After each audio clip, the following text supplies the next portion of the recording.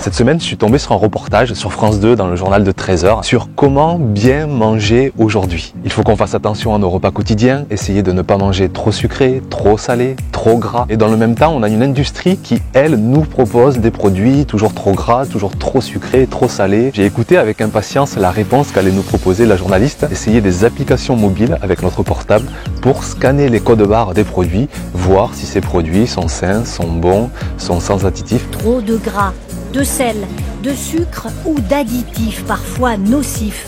Tout est mesuré. Vert, on peut manger.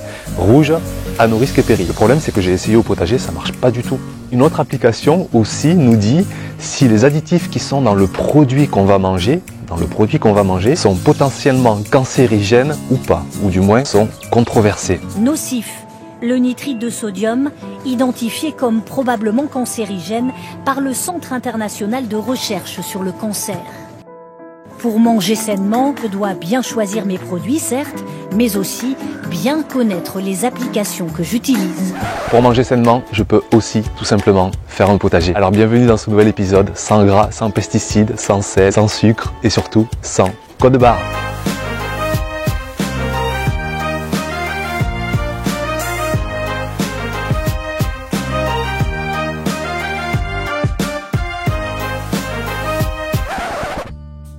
Les haricots La Phénomène, ça fait 3 mois maintenant qu'ils sont au potager. Je les avais plantés juste après les fèves, ce qui est que mieux parce que les fèves ont tendance à enrichir le sol vu que ce sont des légumineuses. Regardez, la preuve, c'est que ces haricots sont vraiment impressionnants de productivité. On les avait plantés par poquet de 5 ou 6 graines. Et j'avais mis des tuteurs qui se sont avérés beaucoup trop fragiles. J'ai un râteau appuyé contre l'abricotier qui est en train de maintenir l'ensemble des haricots parce que tout se casse la figure à droite à gauche. Au départ, j'ai été assez déçu de ces haricots. C'est une variété qui fait rapidement des grains et moi je les mangeais comme des mange-tout, c'est-à-dire que je mangeais la gousse avec. Simplement, la gousse, rapidement, elle se met à faire des fils. Vous le voyez ici. Et les fils dans les haricots, c'est jamais bon, c'est toujours même très dérangeant quand on a des fils plein la bouche. Et en fait, ce sont des haricots qui peuvent se manger entièrement, des haricots mange-tout, mais quand la gousse est vraiment toute petite, toute jeune, parce qu'après, rapidement, en fait, qu'est-ce qu'il faut faire? Il faut en manger les grains. Et ça, c'est une autre façon de manger des haricots. Vous voyez ces grains qui sont magnifiques. On peut les manger frais comme ça, légère cuisson. Donc les haricots Phénomène, une belle variété. Simplement, bien savoir que ce sont des haricots qui se mangent plus en grains, ce qu'on appelle des haricots blancs, plutôt que des haricots mange-tout comme j'ai à côté, qui eux sont destinés à être mangés avec les gousses.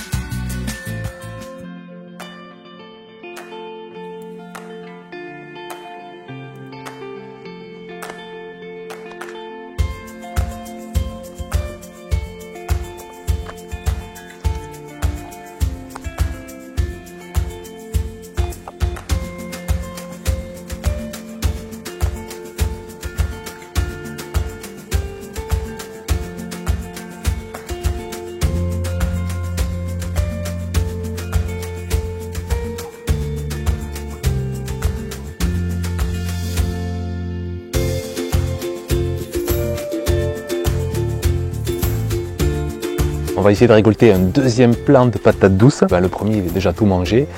Le tout, c'est d'arriver à repérer les lianes.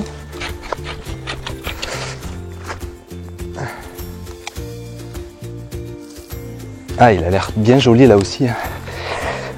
Allez.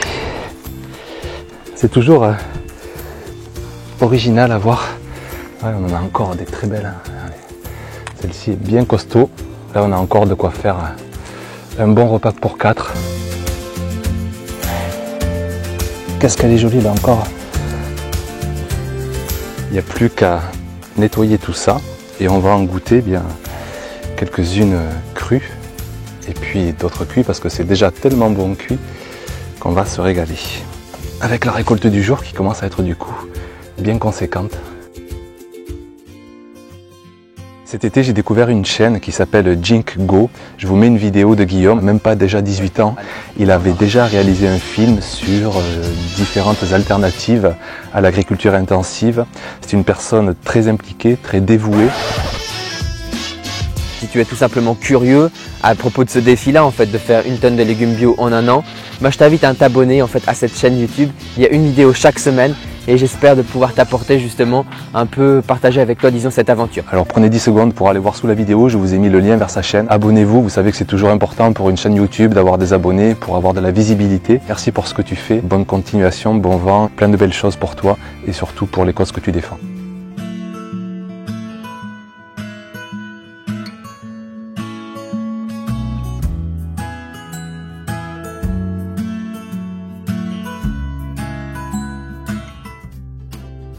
En ce début d'automne, on commence à arriver à la fin de saison des courgettes, quoique j'ai encore des plants au potager qui continuent à produire. Et là, vous avez une courgette cocozelle, vous voyez, avec le pédoncule vraiment bien sec. Et ça, c'est une courgette qui va être idéale pour récupérer les graines. Alors pour que des graines de courgettes soient fertiles, il faut qu'elles soient absolument bombées, qu'elles aient une belle épaisseur. Vous allez voir ce que ça donne. Ça doit faire 3-4 mois que cette courgette est dans le potager. Je voulais partager aussi avec vous le potentiel d'hybridation. Quand vous avez deux variétés, comme c'est le cas là au potager, j'ai la variété Graisini et la variété Cocozelle. J'ai un risque d'hybridation pour mes graines pour l'année prochaine. C'est-à-dire que je pourrais avoir une courgette qui va avoir des propriétés de la Graisini et des propriétés de la Cocozelle. Ça pourrait en fait faire une courgette Cocozini. Vous voyez le principe. On obtiendra ainsi ce qu'on appelle une graine F1. Et là on rentre dans un débat assez sensible parce que je sais que les graines F1 ont une très mauvaise image, surtout les graines F1 du commerce. Vous savez qu'on ne peut pas en garder les graines, elles ne sont pas reproductibles. Ces graines F1, quand elles sont naturelles, qu'elles viennent de variétés pures du potager, là, ça peut être bénéfique. Pourquoi? Parce qu'on va bénéficier de ce qu'on appelle l'effet d'hétérosis. L'effet d'hétérosis, c'est un effet qui fait que quand vous avez une hybridation, souvent le légume qui en résulte va être plus solide, plus fort, plus résistant, va avoir des propriétés meilleures que les deux variétés parentes. Par contre, l'inconvénient, parce qu'il y en a un, et il faut le dire, c'est que l'année prochaine, je ne pourrai pas garder les graines de la courgette Cocozini si j'en ai. L'année N+2, dans 2 ans, j'aurai au contraire des légumes qui seront bien moins bons avec des propriétés moins intéressantes. Donc il faudra que je reparte à zéro, que je ressème des variétés nouvelles dans 2 ans. Et moi je trouve ça génial dans 2 ans de partir encore à la découverte de nouvelles variétés, d'en récupérer les graines pour aller découvrir peut-être là aussi de nouvelles F1 et ainsi de suite. Le cadeau de la nature, regardez ça. Vous avez, je suis quasi persuadé, au moins une centaine de graines et elles sont toutes aussi jolies les unes que les autres. Magnifique. Si vous en souhaitez, comme d'habitude, vous pouvez soutenir la chaîne et vous en avez des disponibles via le blog lepotagerdolivier.com.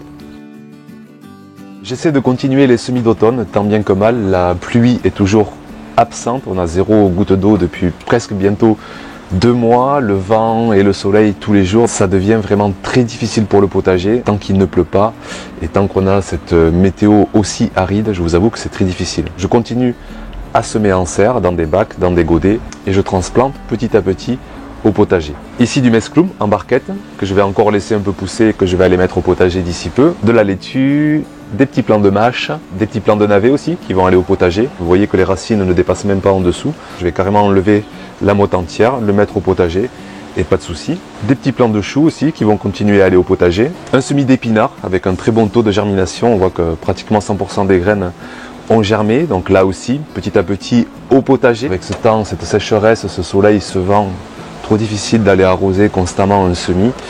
Donc là aussi, on va essayer d'attendre désespérément quelques gouttes de pluie. Et bien voilà, c'est déjà fini pour cette semaine. Pour les nouveaux arrivés, pensez à vous abonner à la chaîne. Pensez aussi à aller vous abonner à la chaîne de Guillaume, vous avez le lien sous la vidéo. J'ai une bonne nouvelle aussi, c'est que la semaine prochaine, si tout se passe bien, je vous proposerai la découverte d'un nouveau potager. Alors je vous dis rendez-vous dans 8 jours pour un nouveau potager et dans 15 jours pour un nouvel épisode d'Hebdo Potager. À bientôt, bye bye.